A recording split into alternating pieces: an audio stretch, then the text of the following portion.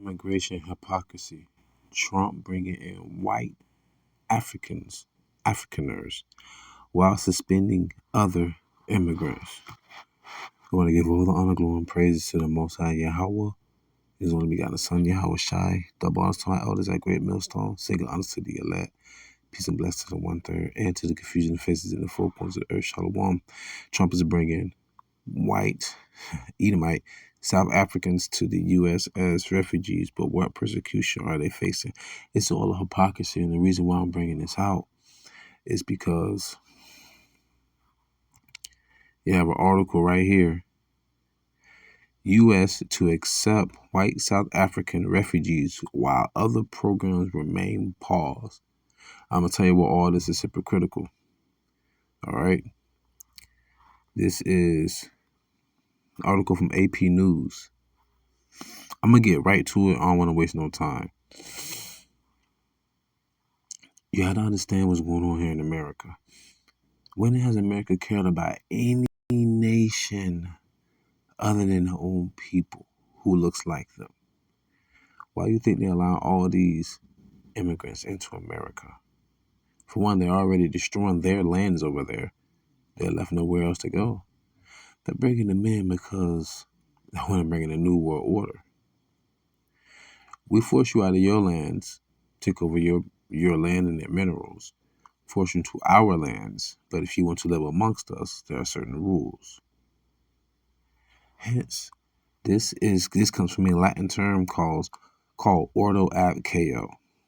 No one's happy about immigrants being inside their country, so to say. Especially here in America. Even these Edomites who crying about heathens being here, other heathens being here, it's all a catastrophe. That's why America is also known as Babylon the Great, the city of confusion. Absolute confusion here in this society. But that's how the devil loves it. So let's get back to it, though. The Trump administration is bringing a small number of white South Africans to the United States as refugees next week. When it says white South African, it's talking about the Dutch and the Frenchmen that went down to South Africa in the 17th century, which would be the 1600s. The word Afrikaners, if you ever see the word Afrikaners, Afrikaner, that would be known as those Dutch and Frenchmen that live in Africa. That's what they call themselves. That's how you know the so-called white man, woman, and child today are the Edomites according to the Bible. You are Esau in Malachi, the first chapter. Because the Lord said he laid your heritage waste to the fields. You don't have a heritage. You want to be everybody under the earth but who you are. Esau, Edom, whom the Lord said he hated. Anyways, let's get back to it. So, the South Africaners' applications are being fast-tracked by the U.S. after President Donald Trump announced the relocation program in February. The Trump administration has taken an anti-migrant stance, suspending refugee programs and halting arrivals from other parts of the world, including Iraq, Afghanistan, and most countries in sub-Saharan Africa.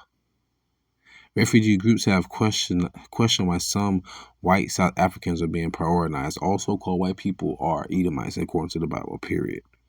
But this is Micah chapter 2, verse 1-2. Woe to them that devise iniquity and work evil upon their beds. When the morning is light, they practice it because it is in the power of their hand.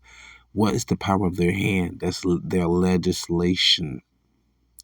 Their legislation. Now, they over here lying saying that the Afrikaners, the Edomites, that they're being wrongfully done by a government that's all black. They calling it reverse racism. It's funny, like, you cannot, everyone is racist. Understand that. Racist means to just be for your people. How you go about it will determine if you are, how should I put it, a bigot or prejudice based upon someone's race or ethnicity, right? It's like rooting for your team in the Olympics. You don't have to downplay the next country to root for your team. But Esau would downplay everybody on earth and put themselves up on the pedestal, but they will kick you down into the dirt just to do that.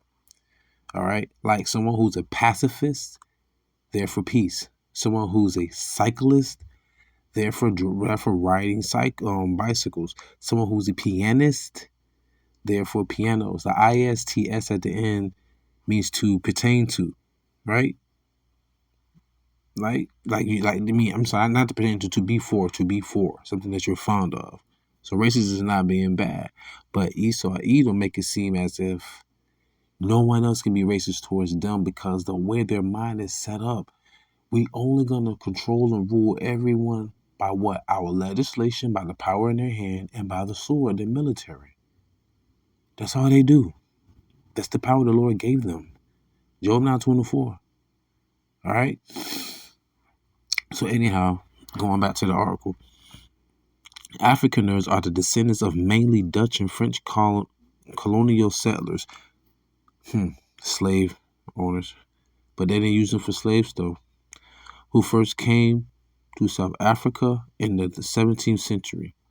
There are around 2.7 million Afrikaners among South Africa's population of 62 million, which is more than 80% black. That's why I don't like saying black or African American, because they can mingle all of us in it together. Many in South Africa are puzzled by claims that Afrikaners are persecuted and meet the requirements to be refugees. Now, before I go to the next task, understand this farmer task. Trump and his South African-born advisor, Elon Musk. So think about this. Elon Musk was born in South Africa. He's a fucking immigrant, right? But you're deporting all these people. This is why I say it's hypocrisy. It's hyper-fucking-critical. So we're going to kick out the indigenous people of the land, and we're going to move in our people, which you already done. Now you're just doing it legally rather than doing it through murder, rape, rob, and murder. I'm getting a little upset. The reason why I say this whole ordeal is hypocritical, U.S. to accept Edomite South Africa, I'm going to call them Edomite, South African refugees, while other programs remain paused. I don't give a damn about none of these heathens, but they just go to show you the hypocrisy. And I'm going to show you why it's very hypocritical, because this also goes into effect of what's going to happen to the Israelites too. So anyway, in this article, same news whole panel. AP News, the Trump administration will welcome more than 24 Edomite South Africans to the United States as refugees next week in a usual move because it has suspended most refugee settlements. So, it says, while State Department refugee programs have been suspended, halting arrivals from Afghanistan, Iraq, most of Sub-Saharan Africa, and other countries in a move being challenged in court. Understand this? And listen to what these people say right here. What's happening in South Africa fits the textbook's definition of why the refugee program was created, Miller said. This is persecution based on a protected characteristic, in this case, race. This is race-based persecution. Get the fuck out of here. So goddamn fucking critical. Well, y'all had their apartheid down there. You see what I'm talking about? But this is just one aspect of them being hypocritical. All right. Let me go to the next article. This is what I wanted to get to real quick. Trump asked Supreme Court to revoke safe haven program for Cuban, Haitian, and Venezuelan immigrants. That's the fucking hypocrisy. The Trump administration on Thursday asked, all this happened within the span of 3 days. All these articles, forgive me, I will leave them all in the description box so you can read them for yourself. The Trump administration on Thursday asked the Supreme Court to let it revoke the temporal legal status. Revoke meaning that you will not be, you will not have status here legally, of hundreds of thousands of Cubans, Manassites from the 12 tribes of Israel, Haitians, the Levites, Nicaraguans, if I'm not mistaken, of Central America, so that would be Zebulon, and Venezuelans, who I believe to be Asher, living in the United States. So, isn't that not fucking hypocritical? The reason why I say that, Micah chapter 2, verse 2. I already read 1, but I'll read it again. Micah chapter 2, verse 1 through 2. Woe to them that devise iniquity upon their bed, They devise iniquity and work it upon their beds. When the morning is light, they practice it because it is in the power of their hand. Micah chapter 2, verse 2. And they covet fields and take them by violence, and houses, and take them away. So they oppress a man and his house, even a man and his heritage. Like I said, it's hypocritical for you to want to revoke the legal status of the indigenous people of the whole freaking Western Hemisphere, right? They were here for thousands of years, right? Going back to 722 BC. That's hypocritical, man, right? Very hypocritical. Also, I would like to mention also in this in these programs, bear with me for a moment. Now listen to this verbiage, y'all. This is from the same article that you see on the right side. Supporters of the refugee program question why the Trump administration was moving so quickly to resettle white Africans while halting the wider refugee programs, which brings people to the U.S. who are displaced, listen here, by war, natural disaster, or persecution, and involves significant vetting in a process that often takes years. What the Are you kidding me? So they've been inhabiting South Africa for over 2.5, 3 centuries, right? And you have been Esau has been running rampant throughout the earth since the Renaissance, and you're talking about it takes years to find out which country who has been displaced, who needs to be replaced, be resettled. You got to be freaking kidding me, yeah. But this also goes with Habakkuk chapter 2 verse 5. Yea, also because he transgresseth by wine. The wine is his philosophy and his foreign policies. How do you know it's that? Have you ever heard this? Have you ever heard the term he's gone mad with power? He's drunken mad with power. It's like a proverb. Not a proverb, it's like a riddle, right? What's the one analogy? I'm tripping. Salakia. Long day. Right? So Habakkuk 2 and 5. Yea, also because he transgressed by wine, he is a proud man. Esau, neither keepeth at home. It sounds like the white man, don't it? Who enlargeth his desire as hell. Hence, going back to all these nations who have been displaced by war, natural disaster, we can say harp, but I'm going to leave that alone, or persecution, right? That's you. It says it right here in the Bible. He is a proud man, neither keepeth at home, who enlargeth his desire as hell, and is as death. Why you think people have to flock to the UK and to America? And cannot be satisfied, but gathereth unto him all nations, and heapeth unto him all people. You cannot tell me this is not talking about America, the so-called white man, woman, and child. Because you're heaping unto you all nations as we speak right now. And you're trying to keep some of them out too. Okay? I got another article, another part of the article to bring out. Oh, I love this right here. Check this out. Letting in white Edomite South Africans while keeping out Afghans is hypocrisy, said Sean Van Diver, who heads #AfghanEvac, which helps resettle Afghans who assist. Listen here. Which helps resettle Afghans who assisted the U.S. during the 2-decade war. Remember, y'all? Remember there was footage when they said, okay, we out of Afghanistan after 20 years, where they spent like $20 billion or something there? You had people literally holding on to the plane, trying to leave with the plane. People died, falling off the plane and everything. And that place has been just war-stricken ever since, right? Going back down to the article, Afghans who served alongside U.S. forces, who taught girls, who fought for democracy, and who now face Taliban reprisals, meet every definition of a refugee, he said. That's very true. Afghans risk their lives for us. That should matter, he said. And that's why I do agree with Tariq Nasheed about pushing immigrants out and about not calling ourselves African American and Negro. But when you're speaking in that sense, he exclude like the Caribbean tribes, the Haitian tribes, Jamaican tribes, and Puerto Ricans and Cubans.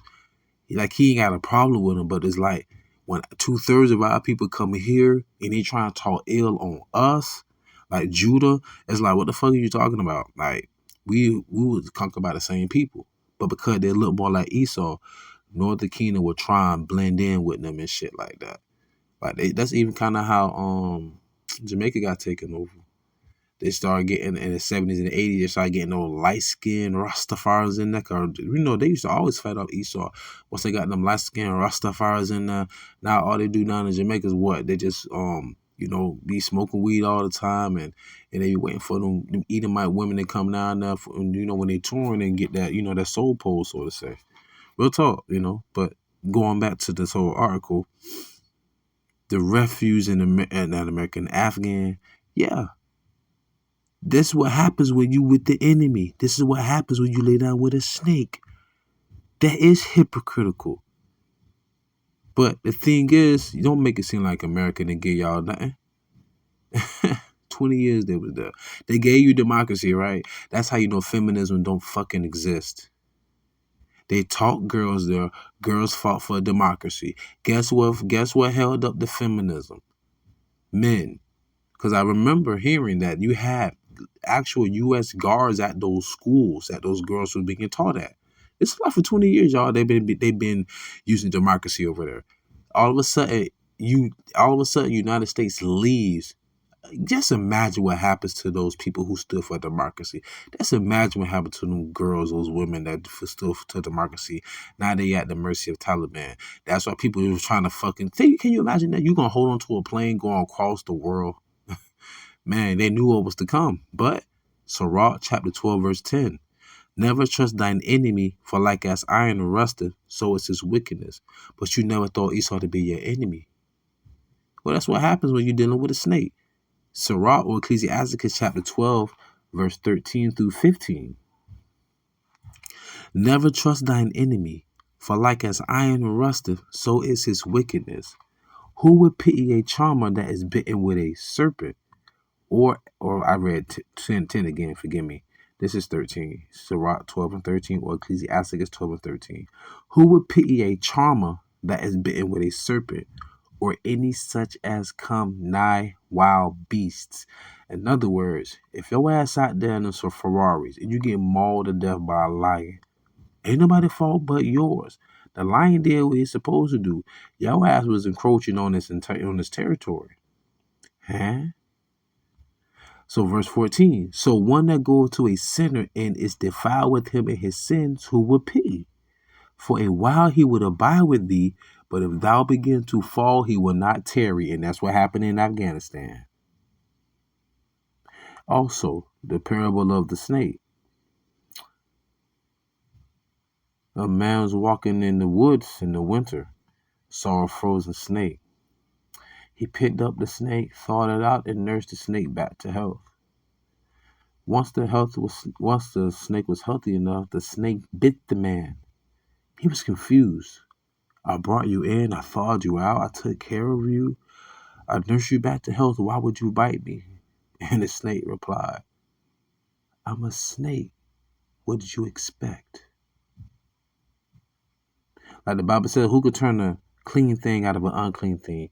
Who could turn the wicked righteous? You can't. Like the scripture says in Isaiah 26 and 10, let favor be shown to the wicked, yet would they not understand righteousness. Righteousness in the kingdom of heaven or something like that. Right? So, I'm going to close out here.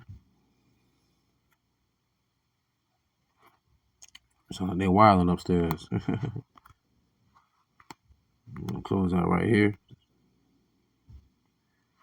It says, Job 20, verse 4 through 7. Knowest thou not this of old, since man was upon earth, that the triumphant of the wicked is short, and the joy of the hypocrite but for a moment? Though his excellency mount up to the heavens, and his head reach up unto the clouds, yet he shall perish forever like his own dung. They which have seen him shall say, where is he? Sooner or later, we pray sooner, Esau gonna cease to exist, and all this hypocritical mannerisms gonna be subdued and put under. But with that being said, I truly pray y'all was edified, fed, stay in the spirit, don't fear it, just endure it. Ask for forgiveness, pray without ceasing, stay humble, remain diligent, go mashallah, muffle up above, shalom.